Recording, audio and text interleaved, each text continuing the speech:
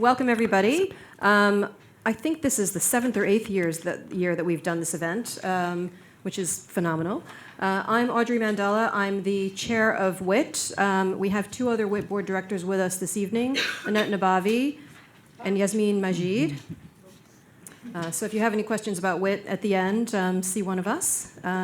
So first of all, we'd like to thank Bird & Bird for once again hosting us at this event in their fantastic space. And where did Isabel go? Oh, Scott, you're right there. I'm sorry. So thank you, Isabel. I'd like to remind everybody that we are filming this event, which will go up on the Witt YouTube channel, which gets thousands of hits. Daily. Millions. Yeah, yes. There will be millions after this panel, definitely. So if you don't want to be filmed, please sit outside the range of the filming. Victor's filming back there. And also, if you don't want to be filmed and you want to ask a question, maybe ask someone else to ask your question. It's fine to take photographs and definitely tweet, but I prefer that people not hold their phones up and film, if that's okay, because it tends to distract the people behind you. I find it annoying, I'm sure others do. So I'd also like to welcome the Middlesex University students who are here. We don't ordinarily get a large student attendance at our events, but we're really pleased that you're all here tonight. So we'll kick off. Last week was Global Entrepreneurship Week, and we tend to now schedule this event in the week after so that we don't have conflicts with our fantastic speakers who I know are in great demand during Global Entrepreneurship Week. Quite a lot of, I think my microphone there. So I'm sure quite a lot of you were at events, and there are a lot of people who are looking into becoming entrepreneurs in the UK. And increasingly more women who are entrepreneurs in tech. Still some issues with getting funding for women in tech, but I think things are getting a little bit better. So tonight we're going to ask our panelists some questions. I'll open it up to the floor about midway through, and then I'll ask a few more questions. And with luck, we'll all learn a few things about what it takes to be a woman tech entrepreneur.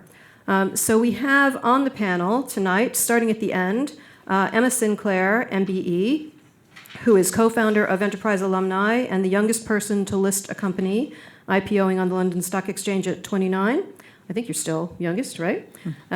Youngest in London. I'm waiting for a Chinese person somewhere at 12 to do it. But yeah. Clinging on. But as of right now, Joanne Smith, who is Group Chief Executive and founder of TCC and Recordsure, and also this year's winner of the FDM Every Woman Tech Entrepreneur Award. And Felicia Meyerowitz Singh, co-founder and CEO of Akoni, and this year's Woman of the Year winner at the FDM Every Woman Awards. So I'm not a Woman of the Year. Oh, you are. I'm feeling very left out. I just want to start off by saying not, this is awkward. Surely you've been Woman of the Year in some other years, Emma. You know, you've been very jealous and very competitive. Okay, well then I'm going to start with you actually, because you have done 3 startups, I believe. Is that correct? Yeah. So do you want to tell us a little bit about why and your journey? Sure. Yes. Thanks. And needless to say, I think both these women are fucking fantastic. So I'm only joking. Ooh. Earmuffs, says a young lady in the audience. Just remember that. Yeah, I mean, you asked me why. That's an excellent question. I ask myself that all the time, in particular on hard days, which is many days of the year, most days of the year. I suppose a very short bit of context, just because it's a bit unusual, is when I was little, my dad took me to school every day. He drove me to school from the age of 4 to 18. And we did play, like, what is your favourite colour and what is the times table and how many red cars can you see? But the game we played consistently was guess the share price, which obviously at the time I had no idea was, if anyone's, there's a couple of people that know me well in the audience who've heard this before, sorry about that. But, it was a game I played all my life. And obviously when I was very little, the paper was huge and I couldn't open it and it flopped in my face and I didn't know what it meant. And as I got older, we moved, for anyone that looks at those columns, it's market cap, price earnings ratio, started to understand that. By kind of my teens, we turned over the back page of the FT, and that was a Lex column. So whilst other people were maybe doing, I don't know, smash hits, what's top of the pops or something, I was like, news and views and M&A. which kind of set me up for life, I think, because at that time, that was just what I did with my dad and had no idea that was unusual or weird, but that was our thing. And then went to college, university, student loans became a thing. I took them out, I traded them on the stock market, and I got into finance, as a very short story. But the kind of the why was I loved working in the city. I worked in M&A in my early years, but I always wanted to build and create something. And I think in my 20s, I thought that would be a good time to do that because I had little to lose. Worst thing that could really happen was a bruised ego, lose a bit of cash, and would have to go back to working in a third-rate place because I was working in a top-tier bank. And then, the journey begins, and for speaking for myself, the journey begins, and then you can't do anything else. And, of course, some of the famous sort of phrases which are completely true, which is I'm completely unemployable anyway, so obviously have to start my own businesses. So, as to the why, I'm not entirely sure what drives me, but... it's just in me, and I'm very excited that this business this time round we're scaling on every continent, and I think Tell us a bit about it. Tell us a bit about Enterprise Alumni. So very shortly, my business is Enterprise Alumni. We are the market leader in alumni management software. So we power the corporate alumni networks of very large enterprises. So we help companies to leverage their alumni for competitive advantage, so recruitment, business development, cost cutting, and obviously for building community. Although I would add that Bird & Bird are currently not a customer, and I think they ought to be. Just saying, Isabel, I see you right opposite me. I'm like, tomorrow there'll be an email from me. And our customers are the likes of the Nestle's and the P&G's, through to LinkedIn, through to lots of advisory firms and law firms around the world. And my co-founder is my brother, which makes us pretty unusual. And on that note, I've been talking for about, I don't know how long, but I'm going to stop talking now. Okay.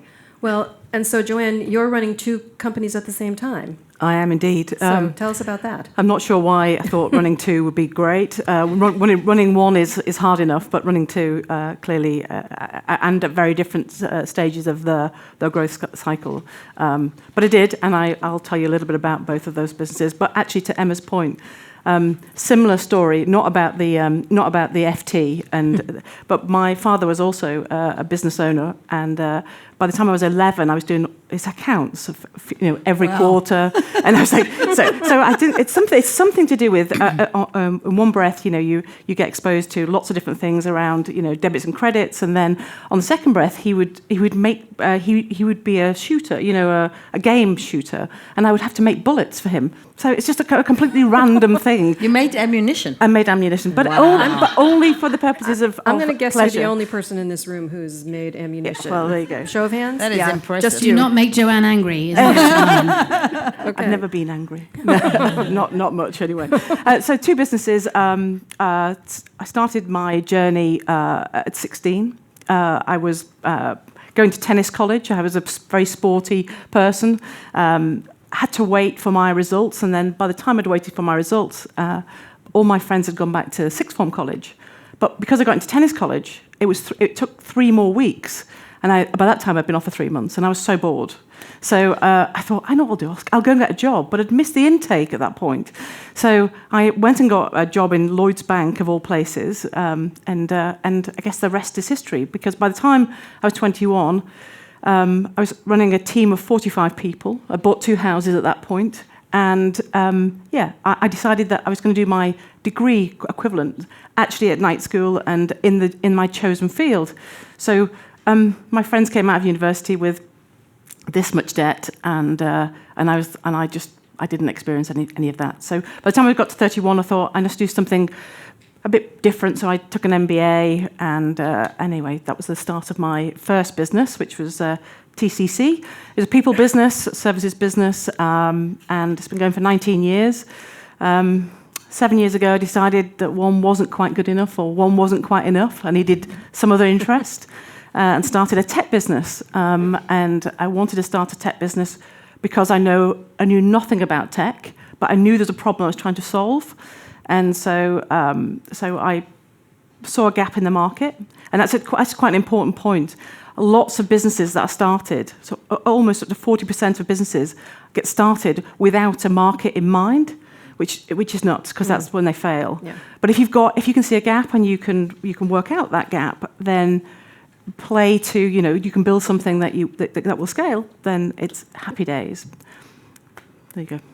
Okay, do you want to explain what Recordsure does? Of course, sorry. Yes. So Recordsure is a Recordsure, voice and data platform. So we started life because we saw a gap in the market. We work predominantly with banks and insurance companies, and the way they record the advice that they give to customers. So if you've taken out a mortgage, a pension, an investment, invariably what happens is you go to see the banker. They will take some information about you. So your assets, your liabilities, your objectives, needs, etc., etc. But invariably, it's a snapshot in time. And when you look back at that record, it invariably doesn't bear any resemblance to what's actually happened at the point of sale. So I said, wouldn't it just be good if we could record the interaction between customer and advisor? If we could record it, then we'd have an authentic record of what's actually happened. That was the first thing. So that would be an improvement, surely. But then if we could use some very clever AI, machine learning, so technology, to do some of the heavy lifting, to find out some meaning in the conversation, then we'd really start to get tech to start to shine a light on 100% of those conversations. And realizing we could do it with voice, we then decided to do it with data as well. So I took a team of people who created Siri on the iPhone, and we used those. We married them up with compliance people.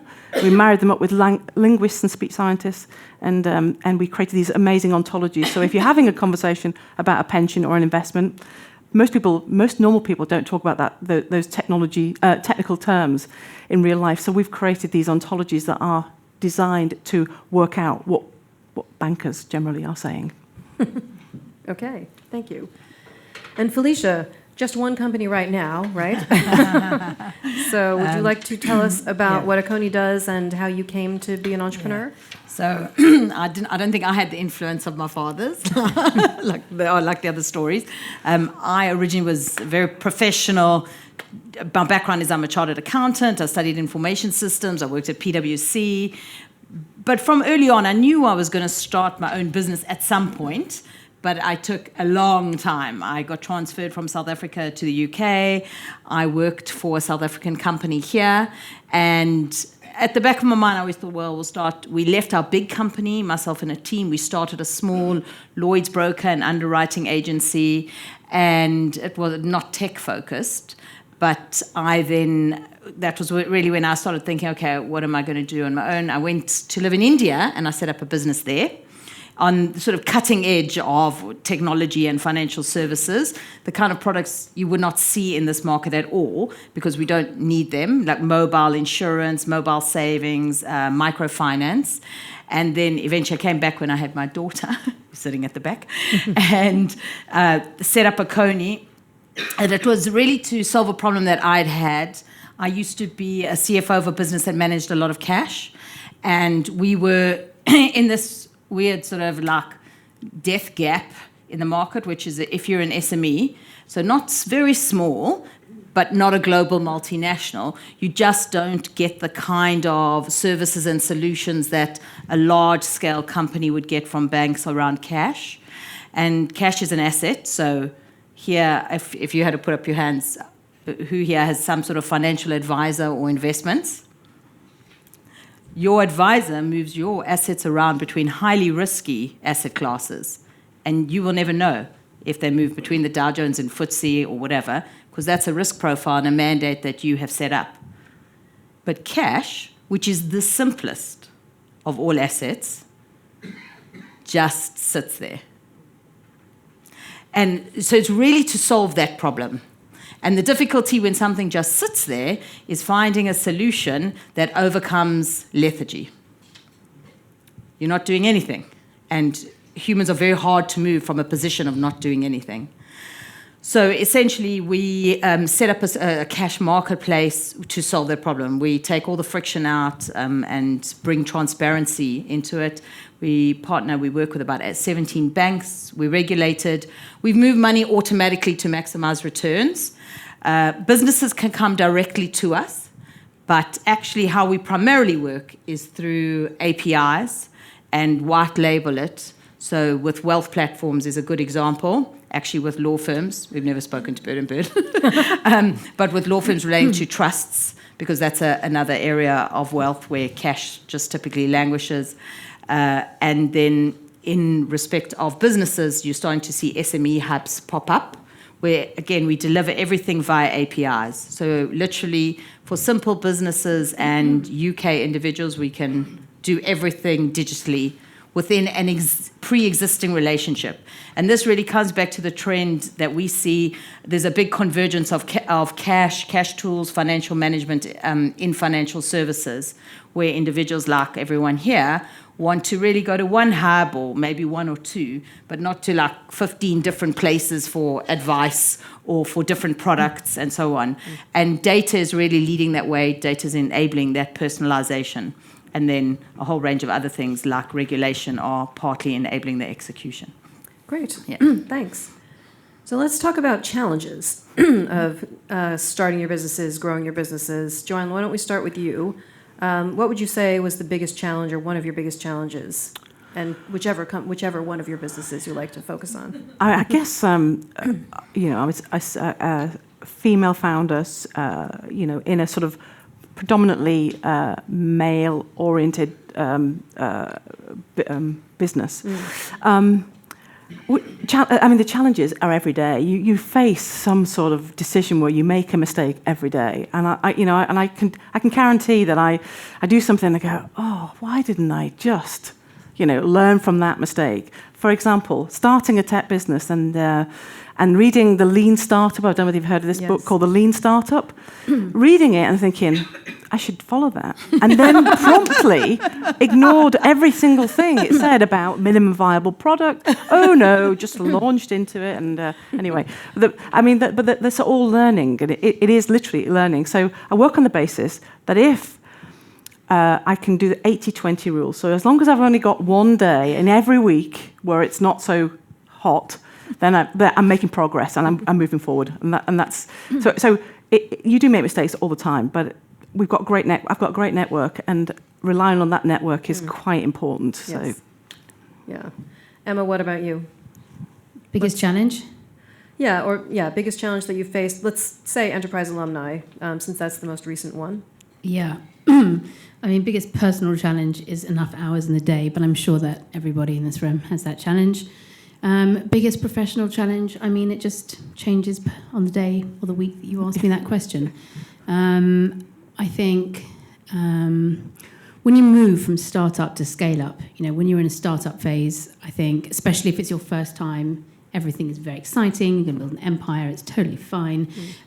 Once you get past that, you've had maybe a couple of businesses or a few more years of experience, you start, there's things And I think I always thought when I started out that kind of the end game, or when I had a business on every continent that was growing really fast, that would be when I would know all the answers and things would get easier.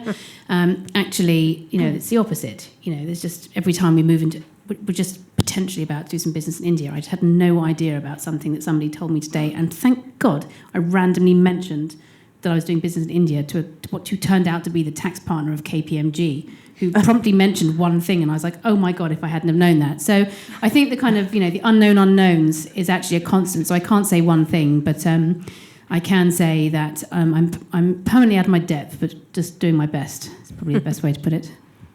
Felicia? I would say the challenge for us was certainly we're earlier stage than both the other two. The first thing is I always say team. As an early stage company, that's the most critical consideration, and then cash flow. And actually, in reality, it's cash flow, then team. Yeah. But your team can make you or break you, because in a small business, one person can make everything toxic or can lift everything up, because you've got no room for replacements when you're very small. But at the same time, if you're not on top of your cash flow, which comes in many components, if you are bootstrapping your own business, or if you've raised funding and you're managing it, or just the old-fashioned way, which is to generate revenue to cover your costs, then you will run out of money, and that will be the end of your business. So I would say those team, cash flow. I'd like to take back my answer and actually just say, I'll go with yours. Very true. But teams are the high and lows, aren't they? Because you can have an amazing team. You can pick but you can pick a group of individuals, and they are super. And one or two, can just destroy all the momentum that you make. Yeah. And so they are on equal measure. We're not recruitment experts, but we're expected when we start businesses Yeah. to really have an insight, and you go with your instinct and gut. Invariably, 50% is right and 50% is wrong, and so you get it right, 1 in 2 times. Yeah. And the amount of time you spend on recruitment when you're growing, wow. Yeah. So Yes, and I think I forgot to mention in the introduction that I was a co-founder of Multimap.com, which we sold to Microsoft in 2007. And I'm thinking on the recruitment side, we recruited someone who had actually been our account manager at a company that will remain nameless, so he's not identifiable. But he was phenomenal as our account manager. When we hired him, he was terrible, and he didn't do any work, and he tormented some of the young women. And we couldn't fathom how this had happened because he was so incredible. But the thing we learned was hire slowly, fire quickly, because we start to assess everybody in their first few weeks. After 3 months, if they're not making it, they go. And you just don't have the time to have them stick around, in my experience. Yeah. It's great advice. So since Felicia mentioned funding and money, why don't we talk a little bit about that? A little bit of a plug for Angel Academy, since two Sarah, of you... wave your hand in the air so we can all celebrate you. we're an Angel Hiya, Academy Sarah. company. Hiya, so everyone can see. So Sarah Turner runs Angel Academy, which is an angel network that looks to invest in women-led businesses, and many of the investors are also women. I'm on the advisory board of Angel Academy, and 2 of you have had funding from Angel Academy. So let's talk about some of the challenges of getting funding, some of the issues you might have had where you decided to look or not look for funding. Felicia, why don't we start with you? So all of our funding to date has been raised from high net worths, over probably 2 million now.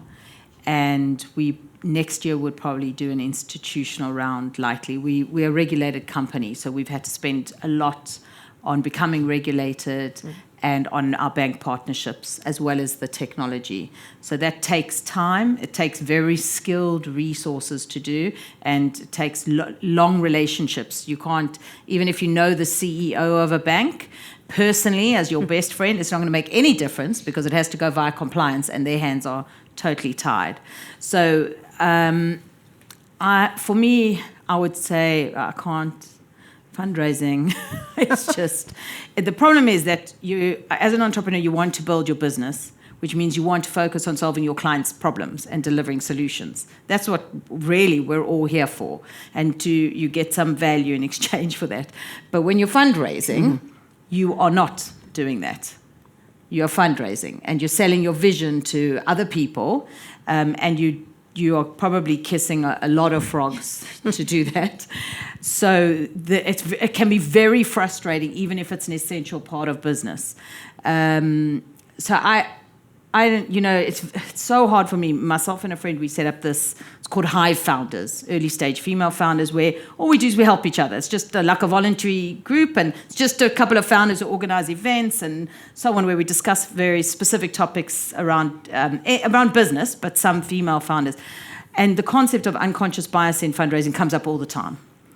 But it is very difficult. So all of the evidence, the statistic on the reporting and the research says it exists, but you can never be sure. Is it your business? Is it your traction? Is it your stage of growth? Is it your lack of connections, or whatever the case may be? Most of our investors, other than those via Angel Academy, are men. So that is another real issue. Every decision maker I've met, other than one VC, has been a man. Occasionally I've had odd questions like, what did your husband think of what you're doing? Kidding me. Off the list. Off the list. But of course you can't say anything, because the power balance is not in your favor. I guess it depends on how much you want money from that. Felicia, why are you raising?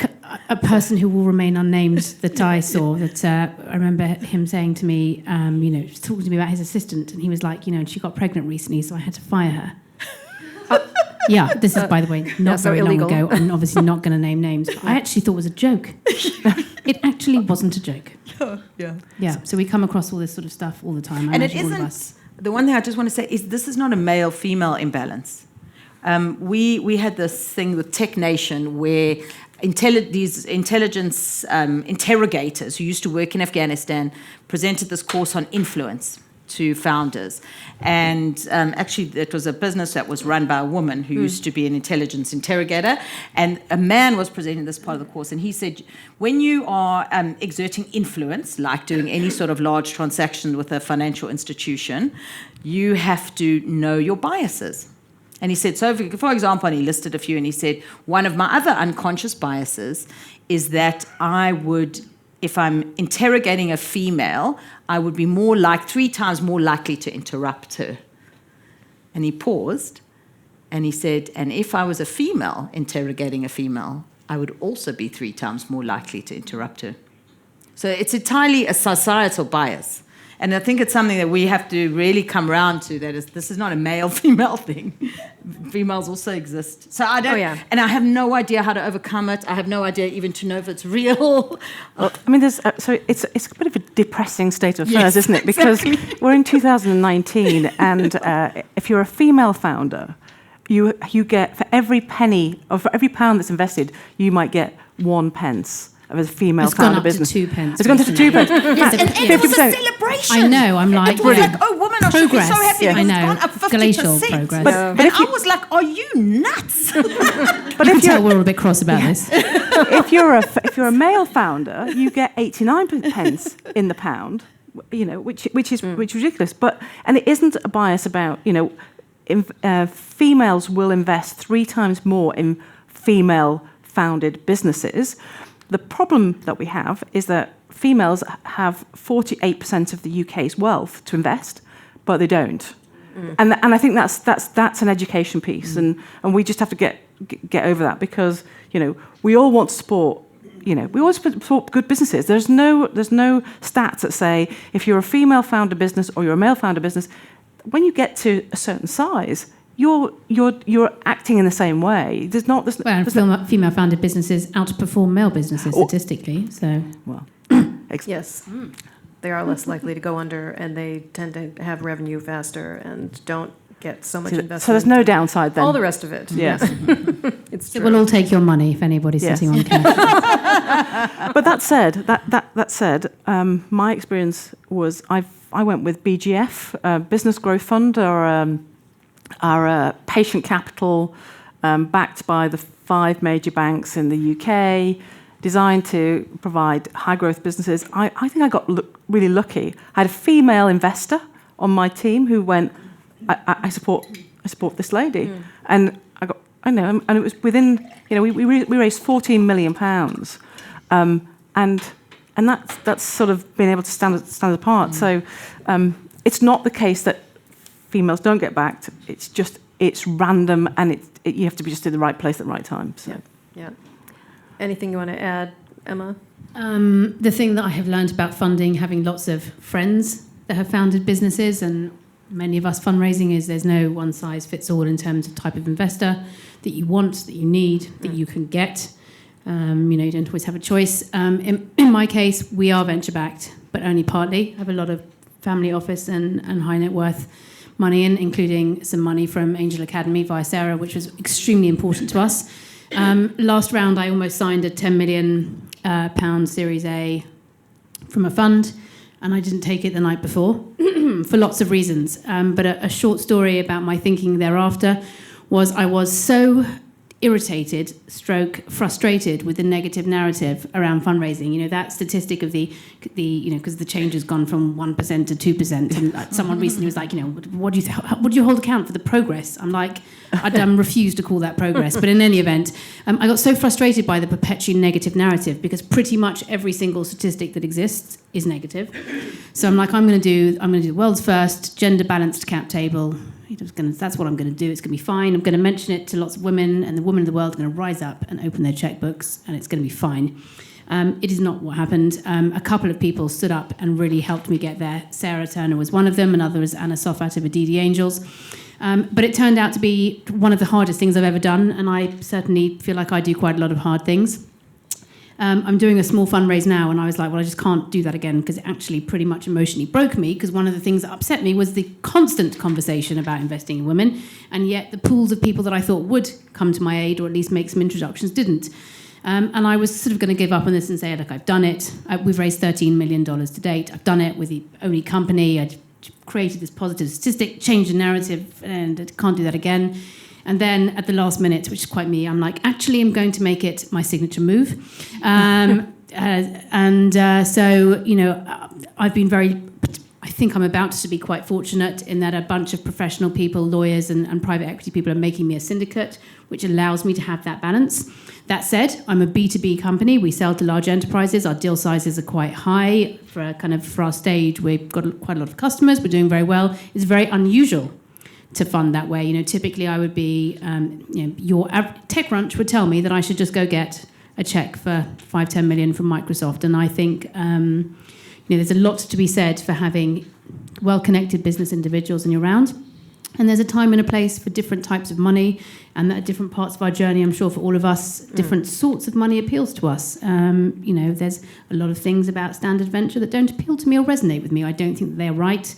I don't think early investors should have less rights than later investors. On the contrary, I think my people that gave me my first million are more important to me in some ways. And there's just, it's no one size fits all, but in our case, we're part venture, part family office, part individuals, and my hope is that I can get to IPO with 50-50. That's my new plan. It's obviously stupid as usual, but, some of my choices to ask myself why I do that to myself. But that's my stage. And I have small groups of people that we just all try and help each other, send each other in the right direction. And that is one glorious thing I think about founders, and in particular the female founder groups I have.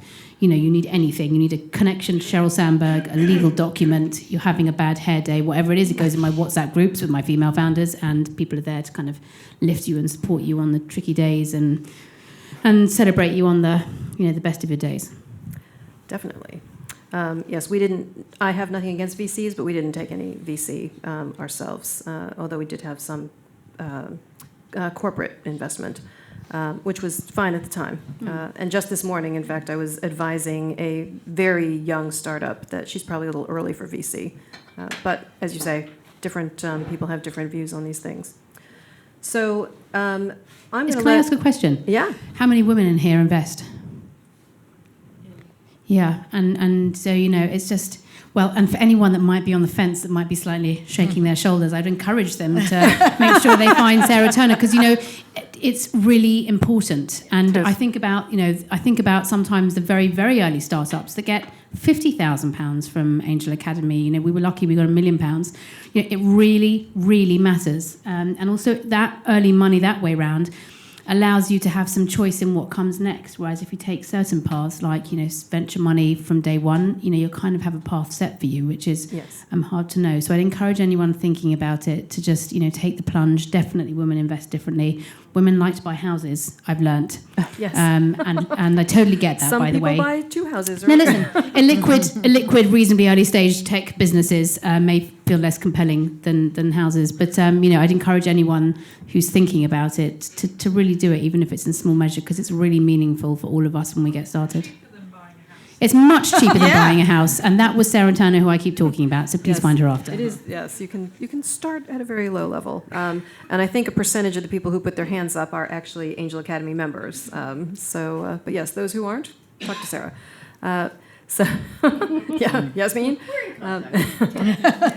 So I think to get some balance in the questioning, I'm going to let some of you ask a few questions now. If you have some, Yasmin can help out with the microphone, which needs to be turned on. So anybody out there have a question for the panel? Well, it's kind of more of an observation, but I think they always say that women don't like to fail, don't like to take risks. So the one thing that I've heard is that, part of being on a tech journey, being a founder, investing with Angel Academy, anything, you have to be willing to fail. You can't have this idea that I'm going to know everything, I'm going to be perfect.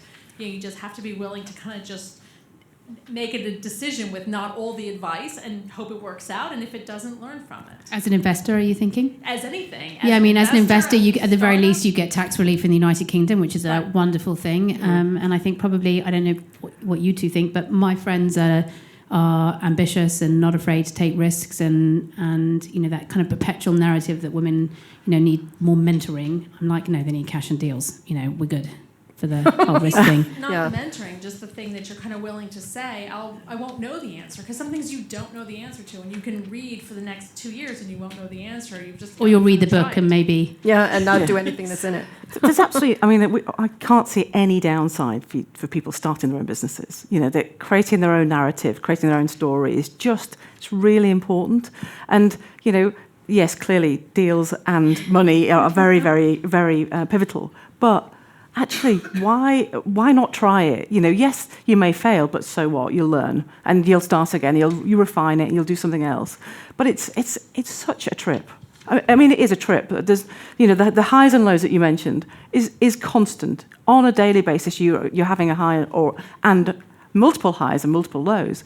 But you're living. You know, you're experiencing something which, you know, not, you know, you go to a large corporate and yes, you're going to experience something. You know, you'll experience the paycheck at the end of the day. you But can be entrepreneurial in a large You can enterprise environment, though, indeed. for everybody in that environment. Yes. And also, some of us like it if the entrepreneur has had some experience, not necessarily in a large corporate, but some experience of business before starting Correct. a business. Absolutely. Because there are a lot of things that are very basic things that it Yes. helps to know. Yeah. The numbers, for example. yeah, no. It helps. Yes, Yeah. how to do Cash flow.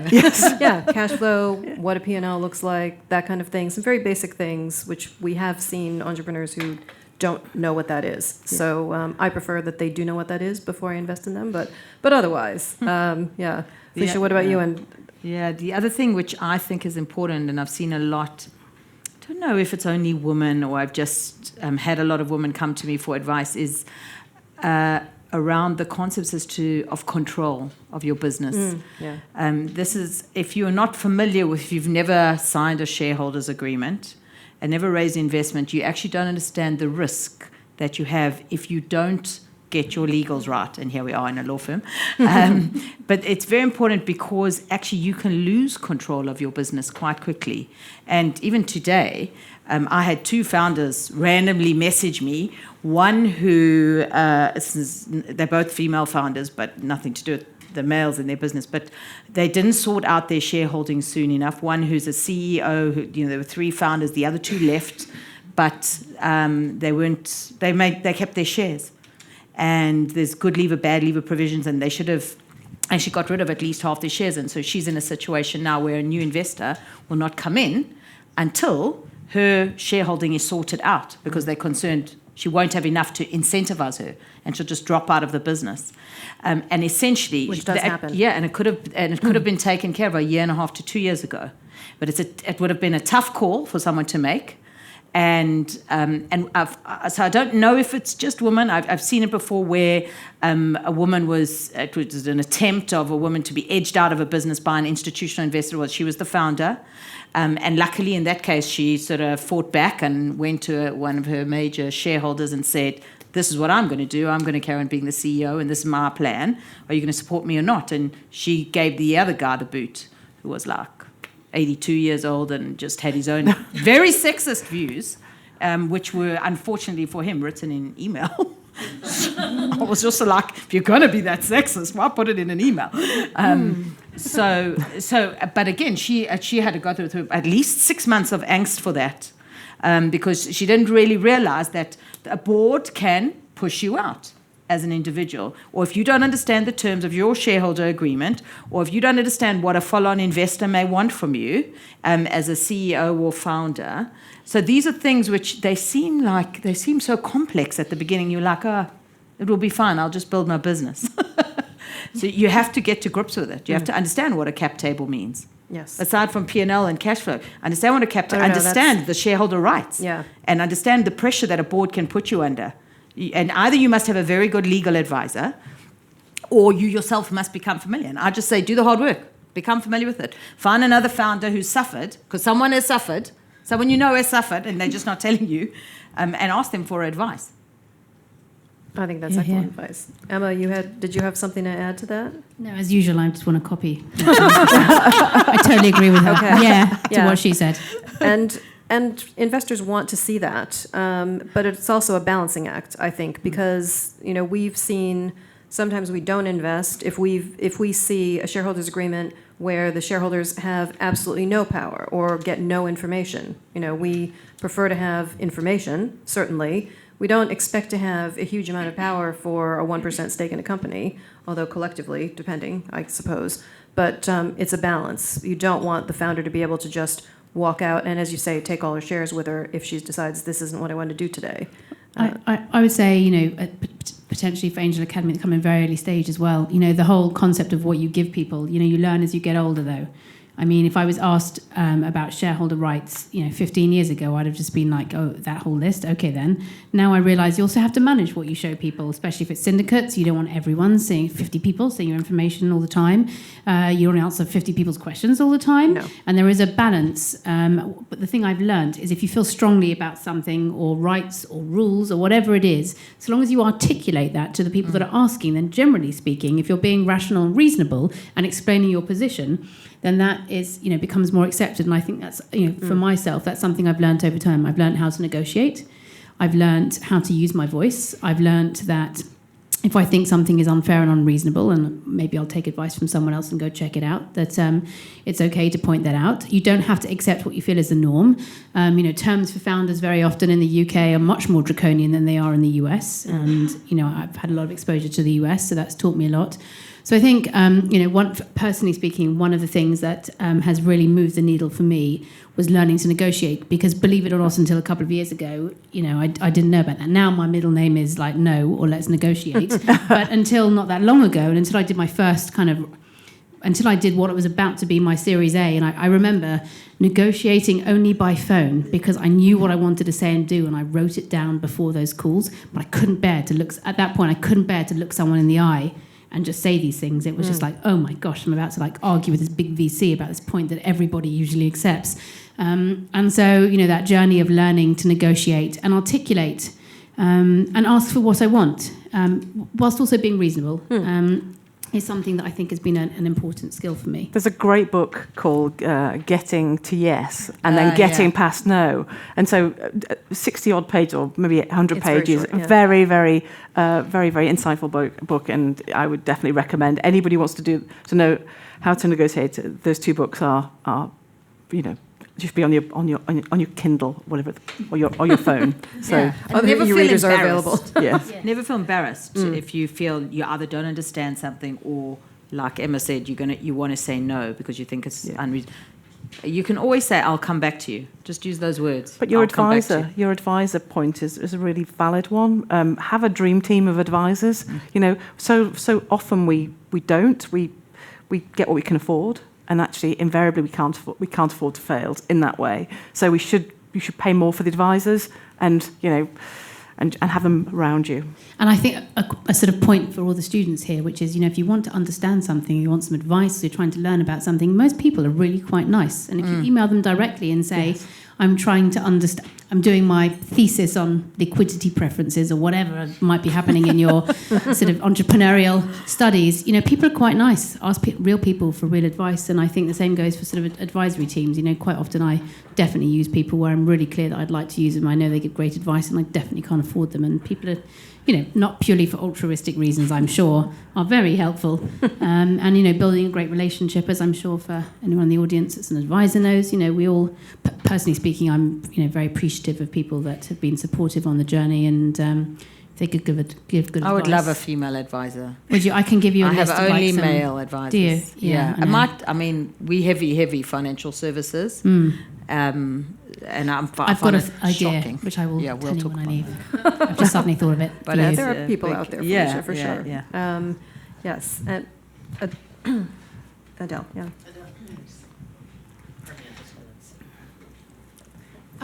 You all talked about bias, social bias, unconscious bias.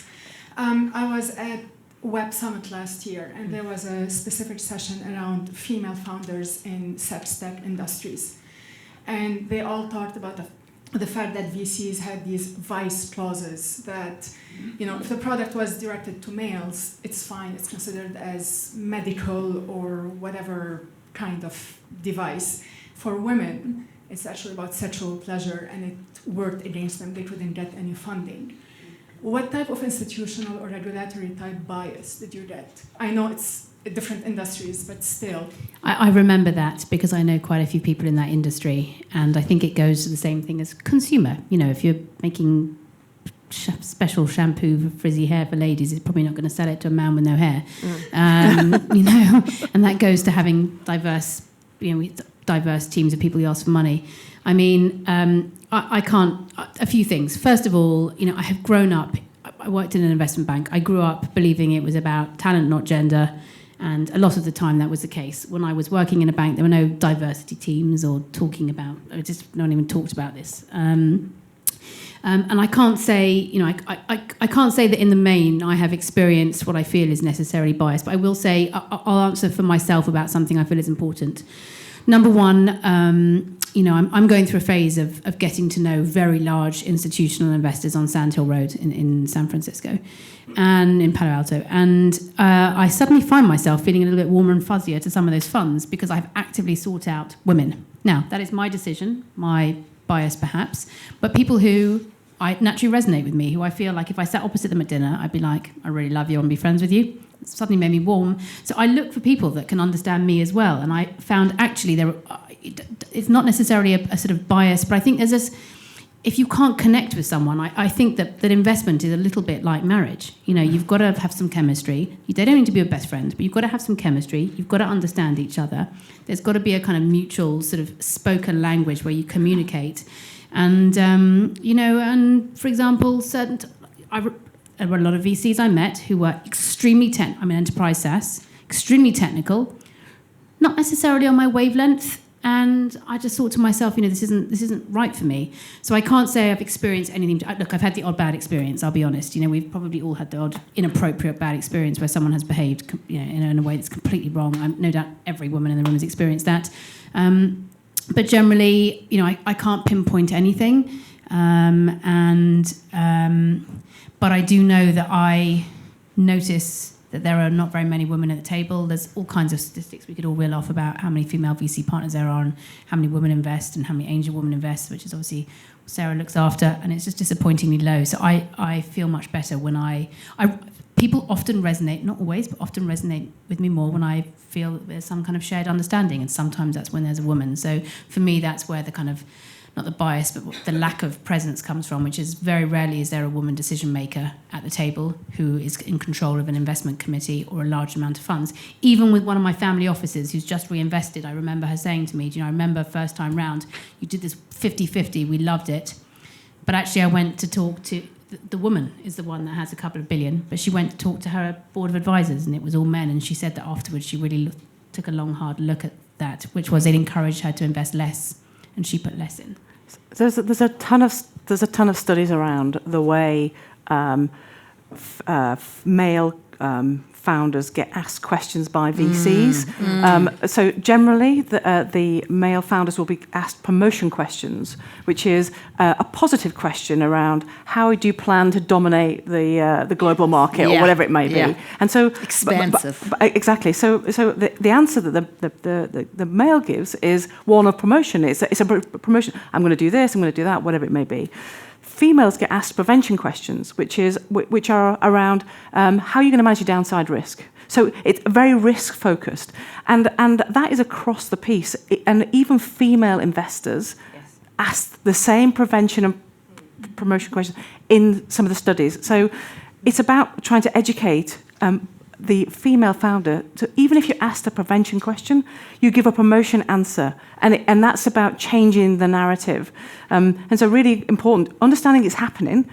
When you hear it, then you just create a really positive, almost super positive response. Oh, I'm going to question. Exactly. A trick that I use quite a lot of the time. Trump does it quite a lot as well, doesn't he? Yes. Anyway, I'm going to put myself in a pocket with him. No one would say that name tonight, but anyway. So one thing I want to add, which is unrelated to investment as such, it's that there is actually a lot of bias within algorithms in society, and I'm not sure how familiar everyone is with this.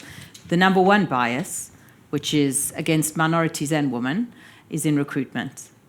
And it is extensive. The number two bias is in financial services on every single credit product. And what's going to happen is that now you can see this in the EU and the UK already, they're speaking about fairness, the concept of fairness in any service that you provide. Which means, because there's been a lot of I don't know what they're called, guidance papers already issued by various political bodies already, that probably over the next few years we're going to see legislation around fairness. And if you're in financial services, a bank or an insurance company, you are going to have to audit your algorithm or audit your machine learning and then change it. So, and the angle really is not around you should do it because it's fair. It's that you should do it because you will make more money. Because at the moment, typically you are turning away business from people who will pay you back the loan or will, rate lower on their insurance premium or whatever the case may be. So it should be a very commercially driven, not legislated activity. That is something that actually I don't know how much people are aware. The story came out 2 weeks ago about Steve Wozniak. Oh, yes. It's hilarious. Yeah, his wife being offered the founder of Apple. Yeah, and his wife was offered, 10 times less credit than he was on a new product, and then everyone else... Apple product. Yeah, Apple product, and everyone piped up on Twitter with statistics, and it was just actually sometimes the women who were earning more money were... Yeah. So, yes, the bias exists everywhere, and I think that was the first time it really piqued people's interest, because everyone knows Apple, and lots of people have heard of Steve Wozniak, and it was just And I think people think of Apple as a fairer company generally than some of the other big tech companies. But so that was a bit surprising. I'm also going to give you a more generic answer to that question, Adele, because I think that also sometimes founders of all sorts talk to a lot of investors who are not the right investors for them. So if you're talking to VCs who have never invested in a product that's aimed at women, you're probably not going to do very well. But if you find out who invested in LV, for example, which some of you may have heard of, even use, then you're more likely with that sort of product to get some traction. Having said that, Michael Spencer invested in LV. He was a lead investor, and he's like a banker dude, but it's a good business and exciting proposition. Yes. That's where they ended up getting their funds from, but they had a much smaller pool of investors. Yeah.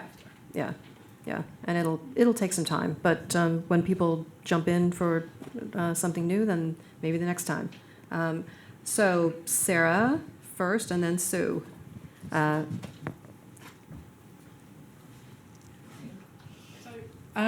It's very striking and very unusual for me to see an all-female panel with all B2B businesses rather than the usual femtech Totally. businesses. So thank you, Audrey, for that, because women can build B2B businesses too.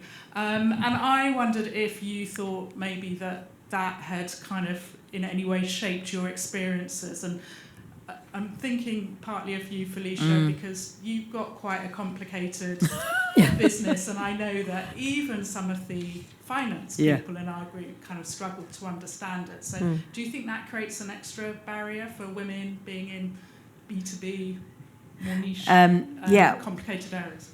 I think the issue in what we do is that it's financial services and tech, and financial services at a senior level really does not have that many women. And then obviously tech doesn't have that many women at a senior level. So, and in particular, we're at this weird sort of crossroads of complex regulation in multiple spaces. We work with wealth platforms who are subject to a set of regulations. We work with banks who are subject to a set of regulations. We work with insurers, and we ourselves are regulated. So it's very complex, and as it is, there's very few people, I think, male or female, I understand it, but actually all of the senior people, every single senior person who I've been introduced to is a man. I haven't even met a woman in my space. I'm not saying there aren't. I'm just saying that means that the pool, if there were 100 in the pool, 90-something are likely at a senior level to be men. And I don't. That's another issue, the feeding the pipeline into financial services and how people get promoted into senior roles. So, but I don't know what to do about it. I mean, it's an honest I reckon that we will all hopefully successfully exit, and will probably be the lightest touch for any woman, female founder that has a B2B business. I always think it's going to be embarrassing. Hopefully I exit successfully. I'm just going to write every bloody B2B founder that seems half sensible a check, because we recognise that it's such a small pool. And the other thing is building an enterprise business in the United Kingdom. It's a much smaller market than the US. It takes we're servicing huge corporates. It takes a long time to win their business. It's very expensive to do so. Yeah. You go bust in the process, frankly. So I think Sarah's right, though, in terms of if you find it hard to explain to someone what you do, it's equally hard to sell that solution. But then if you think about the cost of acquisition, if your cost of acquisition with a bank or an insurance company or a financial product, which is exactly where we are, is up to 3 years, you go, God, not only do we have to wait 3 years, your argument might be, well, okay, once you get it, it's very sticky. But gosh, waiting to get it is the challenge, and then not having that network within the banks, within the organisation that will support. We found going in through innovation areas is really quite simple for us. They've got money to spend. They're keen to do some, pilots. But even the pilots, they can take 6 months to create, and then another 6 months, and another 6 months, and you go, how does that work? And then the project manager changes in the middle of it. Exactly. And then the word pilot sort of immediately suggests it should only cost 5k, not 50k. I mean, I try to avoid those departments. Yes. I'm like, everyone free. thinks it's going to be, yes, but that's, as we get older, you just learn to say no to free. It's like, no. But Yes. hard. The more expensive, the better, I think. Before I go to Sue's question, I'm going to pick up on something that Emma said, because it is one of my questions, which is about growing a business in the UK. And a lot of people like to complain about the fact that frequently UK-founded companies, or maybe even European, have a tendency to grow to a certain level and then sell, rather than become world beaters and world leaders. And so what are your thoughts on that? I'm sure you have some thoughts, Emma. I have thoughts on everything, as we all know. Well, I mean, I'm actually an American business, so there were a number of things we thought of before we started, and having had little small businesses before and learned a bunch of stuff, I knew what the first 10 questions would be about money. Well, you can grow in the UK, but how are you going to expand into the US? I'm always like, oh, well, funny story, actually, we're a US company and our first 5 customers were. Like, to kind of just knock some questions dead. Yep. It's very hard, right? That question is quite hard. And one of the things I think about when I think about sort of size and scale and everything else, or when I think about my personal ambition or goals, is when I'm in the US, and in particular in the Valley, there's probably like 100 people who've scaled an enterprise software business, and they're probably like a few within, a couple of feet of me, depending where I am and what bar or what sort of co-working space I'm in. That's not the case necessarily in Europe. I mean, I don't feel like I need to have like some kind of guiding pillar in front of me that's kind of, 20 people that have had an IPO on the stock exchange or something, but, certainly I think you're reminded of like goals and ambitions by the people that you move with, by your friends, by your business circle, and the UK is a big and glorious market, but it's also a small market. So for me, we started in both the UK and the US on day one. I mean, we said to everybody on the phone when we were pitching, amongst all the other hustle and crap that we said, was, well, there's a principle on both sides of the Atlantic, so one of us will always be available to join the team on a call. I mean, obviously, it was just one there in a garage and me and my kitchen table. Amongst all the other hustles, fortunately, it's turned out to work out okay. But, and I had the advantage of my co-founder being in the US, and my co-founder is my sibling, so we're obviously fairly tightly knit. And so it's a real challenge, and and I know it's going to be a question that it is a question that lots of my UK founder friends are constantly asked. And that said, I would counter that with the world is a pretty global place. Customers are based everywhere. I mean, the security, infrastructure, RFP, all these requirements to kind of get through the door of any of these customers takes in itself, you need to lose half of your blood flow and, just get some guts and sweat and blood and everything else. But in theory, you can pretty much do something from anywhere if you're a leader in the space.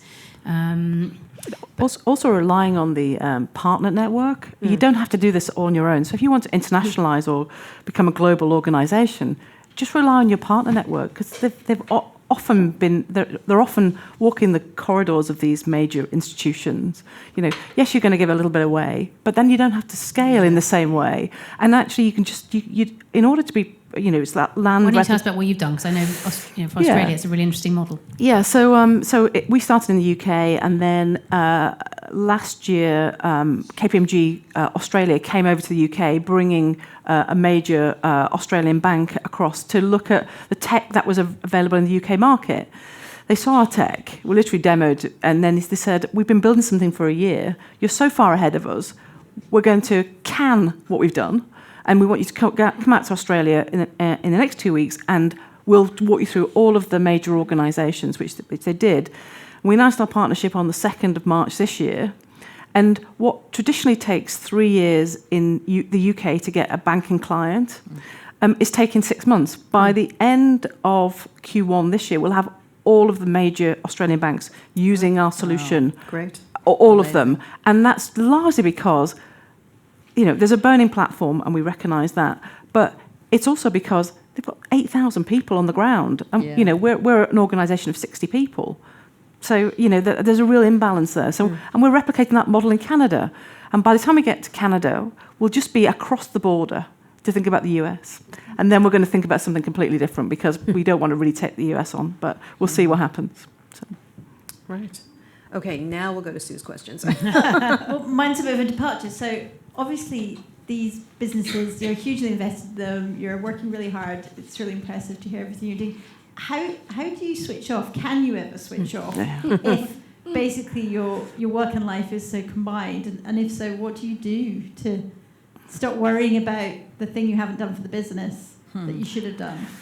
I can hear both of us going, hilarious. Because you're the most level-headed person, I think, between you and me, and then I think probably Felicia's probably going to give better answer. In 2013, I wrote my bucket list, and of all the places in the world I wanted to see, and recognised that actually I could wait till I retire to go and see them, or I could do it now while I can still enjoy it. And so I just make time every 6 weeks to go somewhere and do something. God, hashtag goals.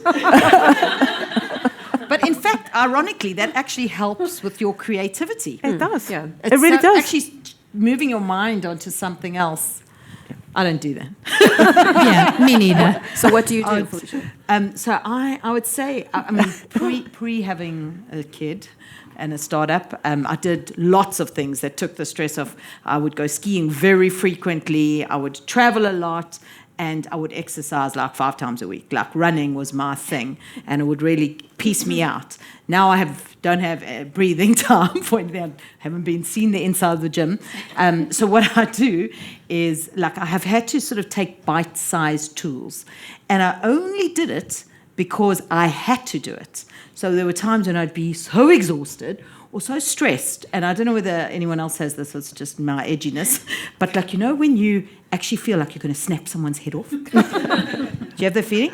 Right? None of us. It's just you, just so you know. So you can't. I mean, if you're leading a business, you absolutely have to be in control for your team, for your clients.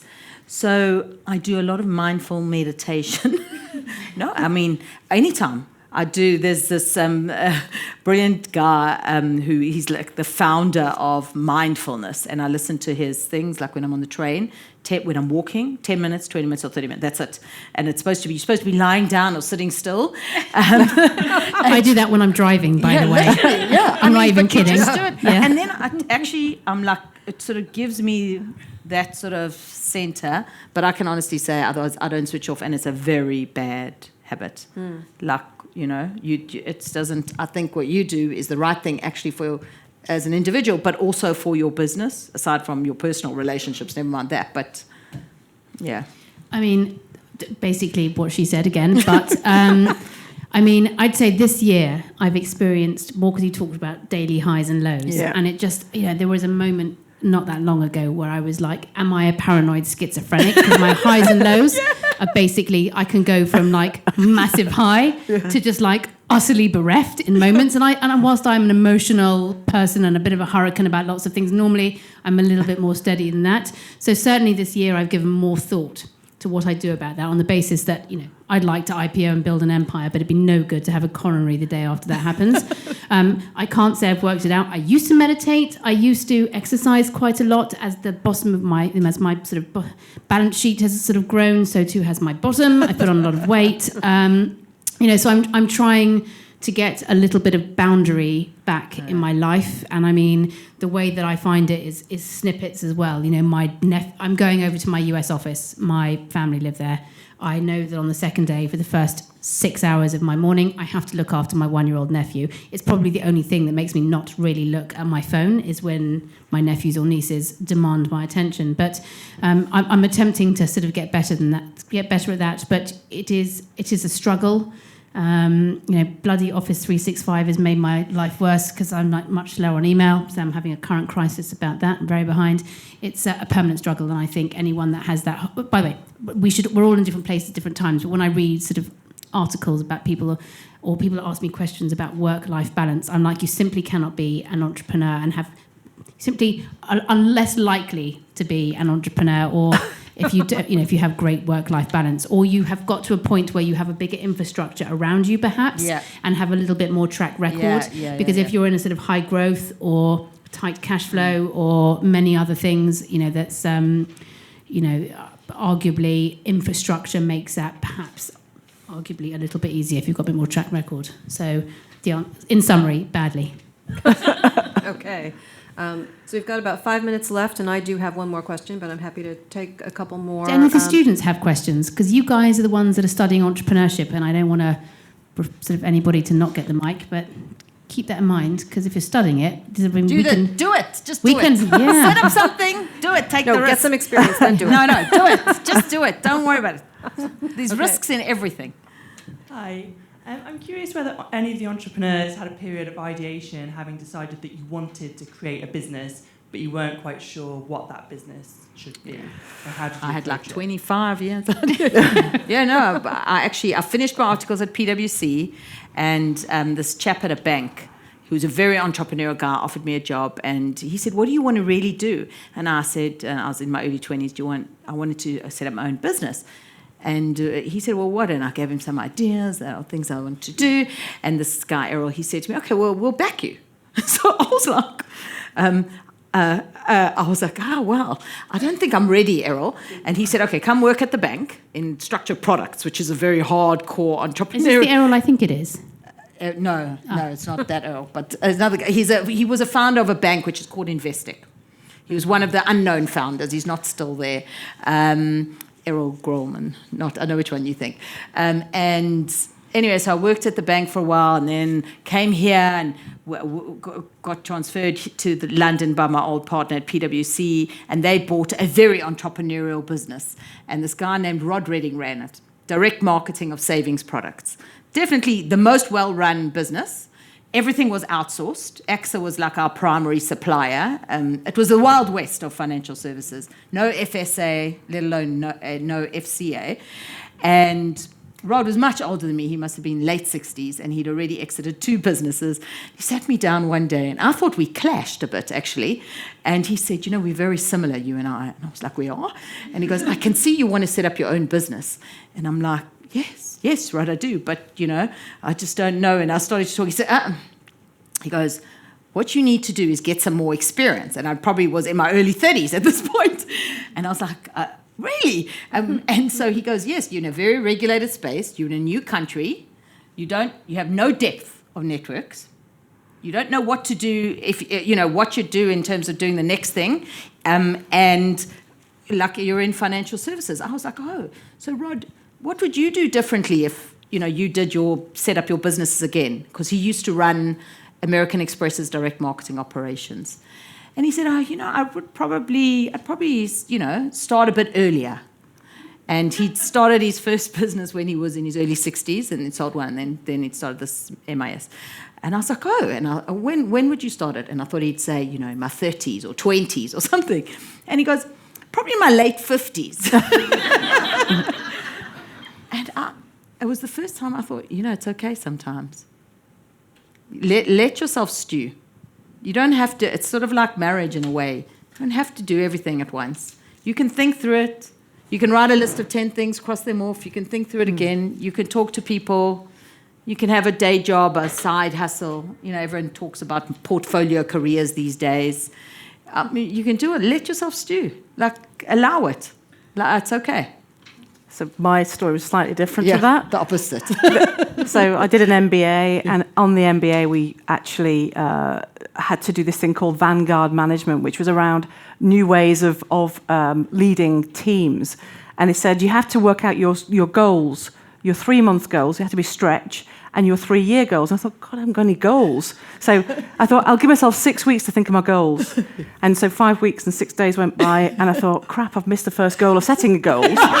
So I literally woke up the next day and I went, I'm going to start my own business. And literally 3 weeks later, I'd left KPMG.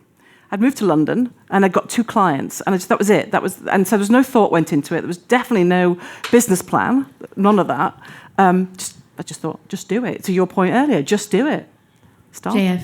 Yeah. Yes, Yeah. exactly. Yeah. Well, mine is even different, which is, like many entrepreneurs, we pivoted. We started doing something not completely dissimilar, and then did a thing which led to some stuff, and then some people wanted to buy it. So we actually went from being sort of doing other products to what became Enterprise Alumni and focused on alumni, and sacrificed a lot of great revenue building prototypes to build a product that it seemed like everyone might want to buy. So there's no, as with everything, there's no one way, and we all come at things from different angles. Yeah. Other than not to give up. Yes. Unless it's not working. Yes, and then pivot. Then pivot. Okay, so once I'll take one more question. I'll push the Well, panel a the little bit students on haven't time. had any questions. I know. Do you want me to force the student? Oh, I'm going to force you you to ask can't a leave student. unless you I'm ask a like, question. Okay, so there is a question back there, and then you can ask your question. As long as you guys are happy to sit here and talk to people, we'll carry on. Oh, I can't. Hang on.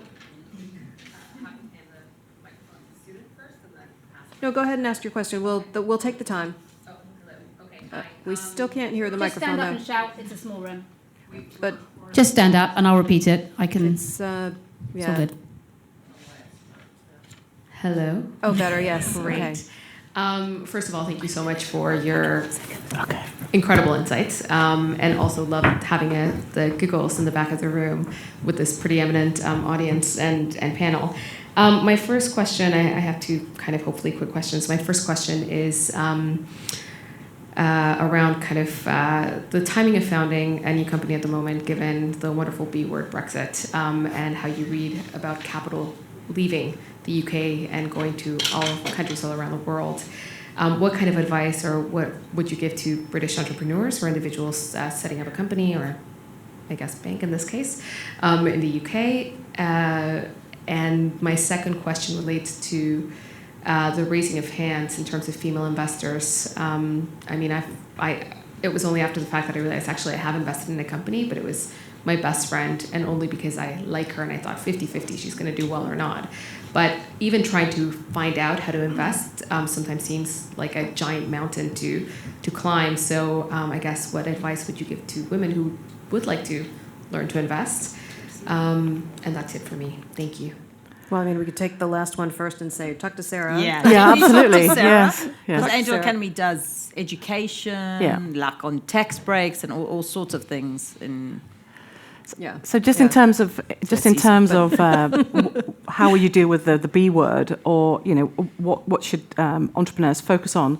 I think first and foremost, certainly in the tech sector, there's no shortage of fundraising that's occurring. Although we talked a little bit about whether it's female founder or not. But secondly, try and do something on an impact business. Because clearly there's a lot of interest from VCs and investors at the moment. So something that is, we've obviously got net zero by 2050 or 2045. So find something that's sustainable as by way of a business, impact investing, and you'll probably do very well, I would have thought. Yeah, that money's still around. Yeah, absolutely. Yeah, definitely. And Emma, the question was about Brexit. So somebody did say the word tonight. what have you seen investment leave the country because of Brexit? Do you think there are going to be issues? My getting general funded? position is this: entrepreneurs solve problems. If there are problems here, then we'll solve it. The country is a very robust economy. We'll be absolutely fine, and there will be highs and lows. My main concern is not Brexit. My main concern is making sure, I hope, that Labour does not get into government. And for anyone that doesn't concur with that, the business world, as far as I'm concerned, is one that should celebrate wealth creation. And that, to me, is far more important and on my agenda. Okay. Yeah, my advice for anyone looking to set up a business is you just there to solve a problem, and you have to do what resonates with you to solve that problem, because you're going to have to push through a lot of barriers. Nothing to do with being a female founder, just generally growing a business, you face barriers. And so you have to have something that resonates very strongly, whether it's impact or, pure money making, whatever the case may be. But also, I think early stage funding, I don't think any of that money has left the country, or not much of that money has left the country. No. I certainly haven't seen that. So, student question. Last question of the evening, Yes. so make it a good one, no pressure.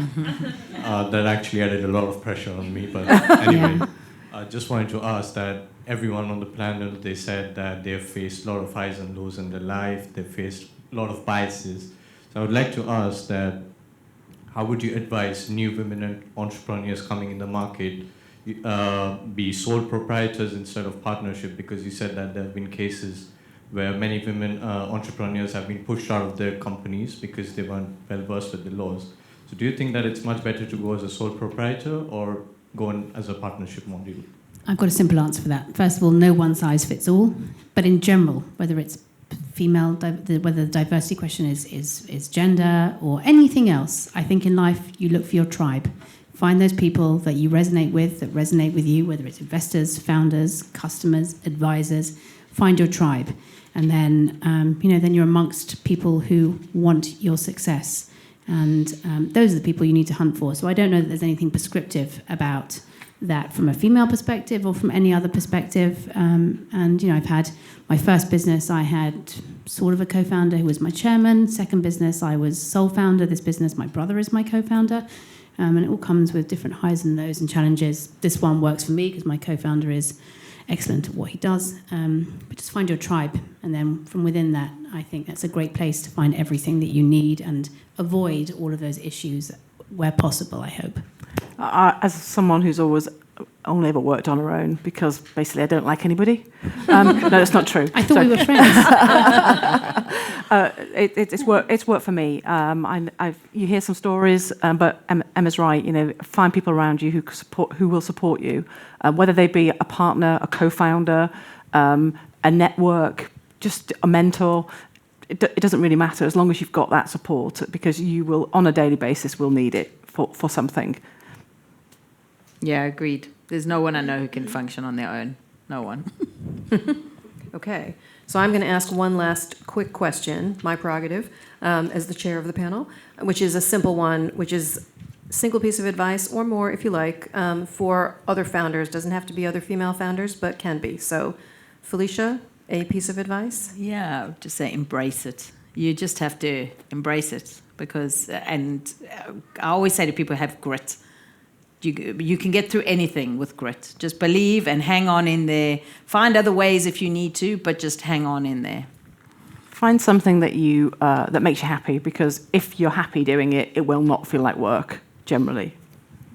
My dad always tells me, I call my dad about 20 times a day when I'm stressed out, poor man. He always tells me to hold my nerve, which is much like your comment about grit and perseverance. Hold your nerve is a good piece of advice because, winds change often. Those highs and lows can be daily, weekly, monthly.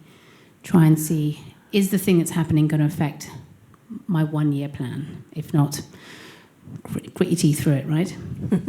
Okay. Well, thank you all three very much. That, I think, was a fantastic evening of discussion. So first of all, let's thank the speakers.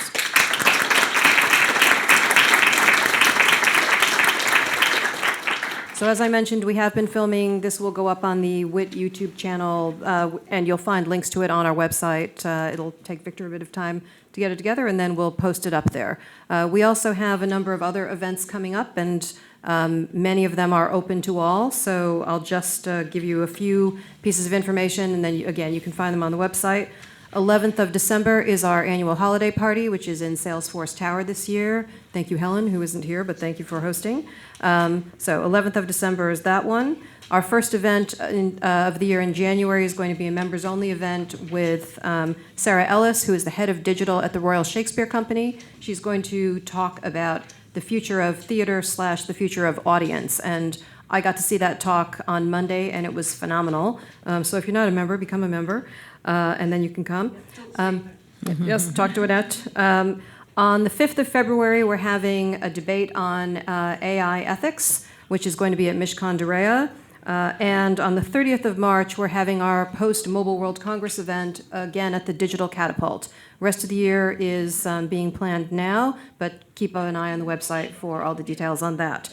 My final announcement is, please give us back your badges. We recycle them, reuse them for other events, and we would be grateful if you just hand them to one of us or leave them on the desk downstairs where you got them. So thank you all very much. Thanks.